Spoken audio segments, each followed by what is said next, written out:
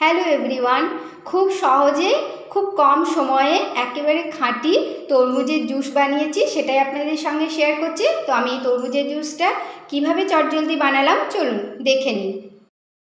Juice বানানোর জন্য আমি ফ্রিজ থেকে একেবারে ঠান্ডা ঠান্ডা একটা তরমুজ বের করে কেটে নিচ্ছি।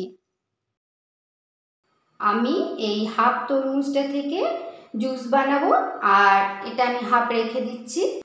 আমি একটা মিক্সির জার নিয়ে নিয়েছি আর একটা হাতা নিয়েছি। এবারে এই হাতা দিয়ে তরমুজের পাল্পটা বের করে আমি মিক্সির জারে দিয়ে দিচ্ছি।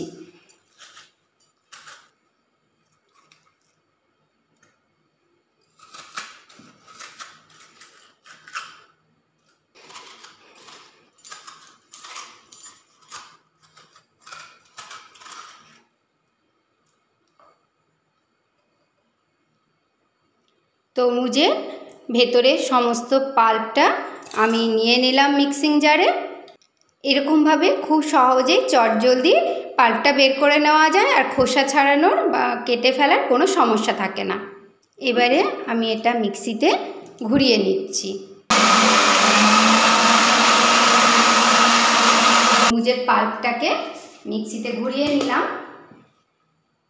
আমি এই জুসটাকে একটু ছেঁকে নিচ্ছি।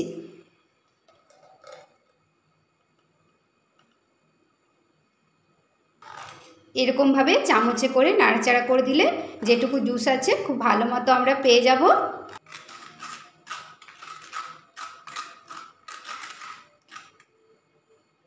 আমার কাছে এরকম একটা কুকি কাটার ছিল, সেটা আমি এরকমভাবে চেপে দিচ্ছি।